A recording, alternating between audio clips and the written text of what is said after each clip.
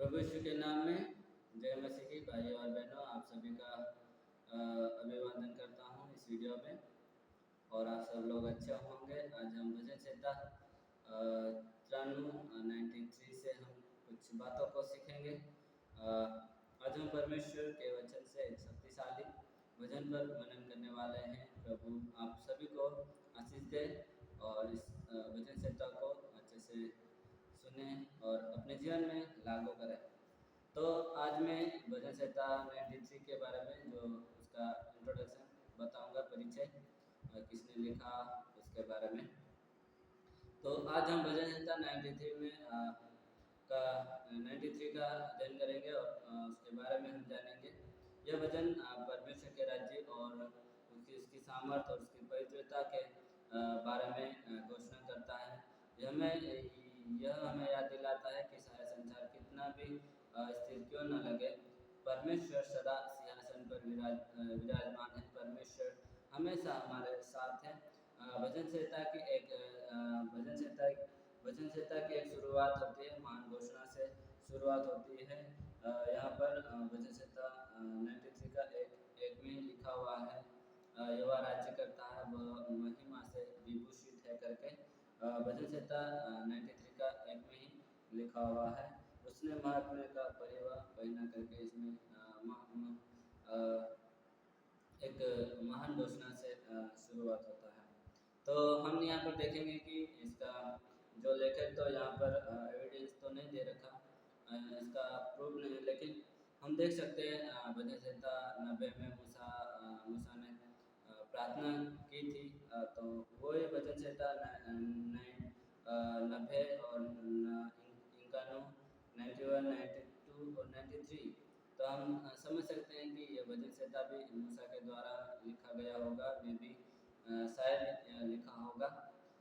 फिर भी हमको ये पूरा एविडेंस तो नहीं बोल सकते क्लियर, लेकिन मैं भी शायद ये मूसा ने लिखा होगा या बेबीलोन से वापस आने के बाद यह भजन संहिता गया होगा या लिखा होगा, या भजन ये बेबीलोन से जाने से पहले जाने गए होंगे, उस टाइम ये भजन संहिता लिखा होगा। तो यहाँ पर किंगशिप के बारे में बताया गया, परमेश्वर यहोवा का प्रताप करके बताया गया। तो मैं यहाँ पर ये भजन संहिता 93 मैंने 3 भागों में इसको विभाजन किया है।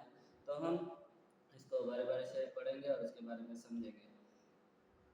पहला जो मैंने भाग किया है वो आप लोगों को बताऊंगा 1 से 2 तक। उसमें यहोवा राजा है, उसने महात्म्य का पहरेवा पहना है। यहोवा पहरावा पहने हुए और सामर्थ का फेटा बांधे है, इस कारण जगत स्थिर है, वह नहीं टलने का।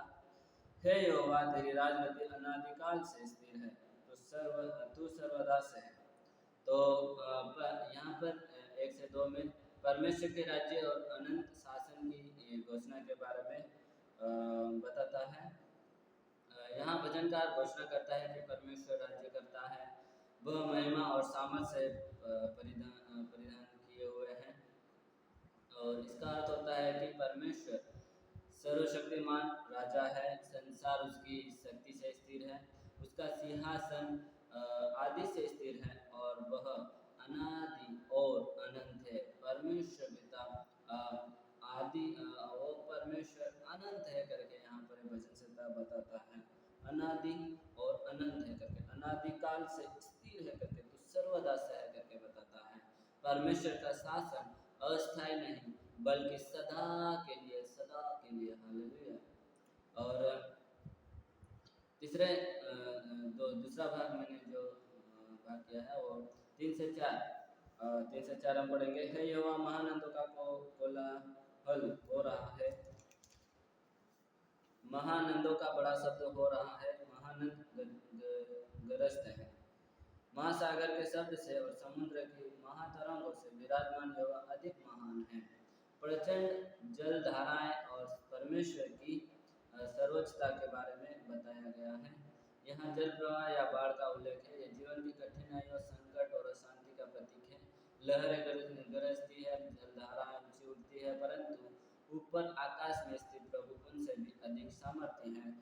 कितना भी आंधी तूफान आए, फिर भी परमेश्वर हमारे लिए परमेश्वर हमको उस आंधी तूफान से, उस बाढ़ से, उस परमेश्वर हमको बचाता है। परमेश्वर हमको बड़ी बड़ी बीमारी से, हर एक प्रकार के मुसीबतों से परमेश्वर हमको बचाता है। यह जो पद हमको यह सिखाते हैं कि जीवन की कोई भी आंधी परमेश्वर से बड़े नहीं हो सकती। चाहे समस्या कितनी भी प्रबल क्यों ना हो, परमेश्वर उसके ऊपर राज्य करता है। वह हर राजकता पर प्रभुता रखता है। परमेश्वर हमेशा हम पर हमारी रक्षा करता है और आंधी तूफान पर वो प्रभुता करता है। कितनी भी बड़ी परेशानी है फिर भी परमेश्वर हमको उस आंधी तूफानों से, परमेश्वर उस आंधी तूफानों पर प्रभुता करता है और उनको आज्ञा देता है शांत होने का। तो जो तीसरा मैंने जो भाग किया था वो 5 पद है, वो हम पढ़ेंगे। तेरी चितौनियां अति विश्वास योग्य है यहोवा, तेरे भवन को युग युग पवित्रता ही शोभा देती है। यहाँ पर 5 पद सिखाता है परमेश्वर की आज्ञाओं की विश्वास योग्यता और उसके भवन की पवित्रता के बारे में सिखाता है। अंतिम पद में यह कहा गया है, तेरी चितौनियां अति विश्वास योग्य है, यह यहोवा तेरे भवन को युग युग पवित्रता ही शोभा देती है। तो परमेश्वर की विधियां अत्यंत विश्वास योग्य है। परमेश्वर का काम हमेशा अत्यंत विश्वास योग्य होता है। उसके नियम पर हमको विश्वास योग्य में बने रहना है। परमेश्वर के प्रति हमको विश्वास योग्य रहना है। उसका भवन पवित्रता से शोभायमान है। परमेश्वर का वचन कभी असफल नहीं होता है। उसकी प्रतिज्ञा अटल है और उसका राज्य पवित्र और धर्मी है। वो परमेश्वर हमको एक विश्वास योग्य रहने के लिए चितौनियां देता है। परमेश्वर केवल शक्तिशाली राजा नहीं है, वह पवित्र और सत्यनिष्ठ राजा भी है। यह वचन संहिता से हम क्या सीख सकते हैं, जीवन में कैसे हम लागू कर सकते हैं। भजन संहिता जो लिखा है, लेखक तो नहीं पता है, लेकिन फिर भी हम मूसा को मानते हैं, लेकिन शायद एविडेंस तो हमारे पास नहीं है। इस वजन से हम क्या हमें सीख मिलती है उसके बारे में देखेंगे। जब संसार डगमगाए तो याद रखें परमेश्वर राज्य करता है। जब समस्या लहरों की तरह उठे, विश्वास रखें परमेश्वर उनसे भी महान है। परमेश्वर समस्या तो छोटी है, लेकिन परमेश्वर समस्या पर विजय दिलाता है। परमेश्वर के वचन पर भरोसा करें, वह सच्चा और अटल है। परमेश्वर पर हमेशा, परमेश्वर की उपस्थिति में परमेश्वर पर भरोसा करते रहना है। पवित्र जीवन जिए, परमेश्वर के लिए हमेशा अपने आप को खाली करते हुए परमेश्वर के लिए पवित्र जीवन जीना है, क्योंकि उसका घर पवित्र है। हम परमेश्वर के मंदिर हैं, हम परमेश्वर के जन हैं। परमेश्वर के लिए हमको तैयार रहना है। तो यह भजन संहिता 93 हमें सिखाता है कि परमेश्वर अनंत राजा है, कोई आंधी उसे हिला नहीं सकती, कोई शक्ति उसे हरा नहीं सकती। हालेलुया।